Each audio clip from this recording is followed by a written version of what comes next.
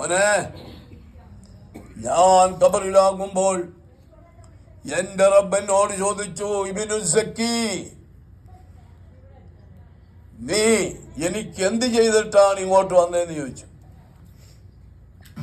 ഇബ്നു സക്കി റളിയല്ലാഹു അൻഹു പറഞ്ഞു, പഠിച്ചവനെ, ഞാൻ 30 വർഷം ഹജ്ജ് ചെയ്ത ആളല്ലേ, 40,000 ദിർഹം സദഖ കൊടുത്ത ആളല്ലേ, ഒരുപാട് സൽക്കർമ്മങ്ങൾ ചെയ്ത ആളല്ലേ, ഇതെല്ലാം നിനക്ക് വേണ്ടി ചെയ്തതാണ്. അപ്പോഴും അള്ളാഹു ചോദിച്ചു, ഇബ്നു സക്കി, നീ എനിക്കെന്ത് ചെയ്തു?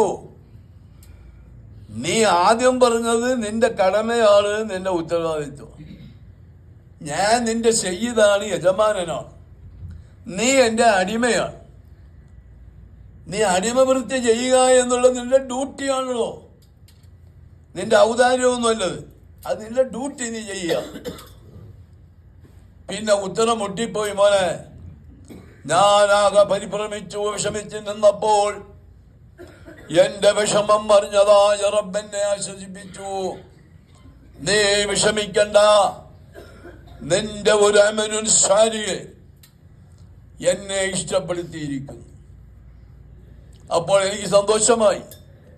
എന്താണ് അമലുൻ സാലിഹ്? അല്ലാഹു തആല പറഞ്ഞു, നിന്റെ നടവഴി, ജനങ്ങൾ സഞ്ചരിക്കുന്നതായ പൊതുവഴി, ആ വഴി വൃത്തിഹീനമായി ചെളിവെള്ളം കെട്ടിക്കിടക്കുകയാണ്, കുണ്ടും കുഴിയുമായി കിടക്കുക, ചെളിവെള്ളം കെട്ടിക്കിടക്കുക. ഒരുപാട് പേര് അതിലേ പോയി, ആരും അതിലില്ല. വെള്ളം തെറിക്കാതിരിക്കാൻ മുണ്ട് മേപ്പോട്ട് പൊക്കി പിടിച്ചോട്ടങ്ങ് പോവും. വെള്ളം തെറിക്കണ്ടെന്ന് പറഞ്ഞ് എന്ത് ചെയ്യും? മുണ്ട് നമ്മുടെ പണിയതല്ലേ, നമ്മളെ നാട്ടിൽ ചെയ്യുന്ന പണിയതല്ലേ, വേറെ പണി നമ്മളൊന്നും ചെയ്തിട്ടുണ്ടോ? ഇനി ചെയ്യണം. അത് മര്യാദയുള്ള പണിയല്ല. മുണ്ടിപ്പം പൊക്കി വിട്ടുകൊണ്ട് ആർക്കാ പോകാൻ വയ്യാത്ത?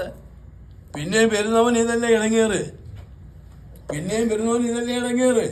ആ ഇടങ്ങേറ് മാറ്റം വല്ല പണിയുണ്ടോ?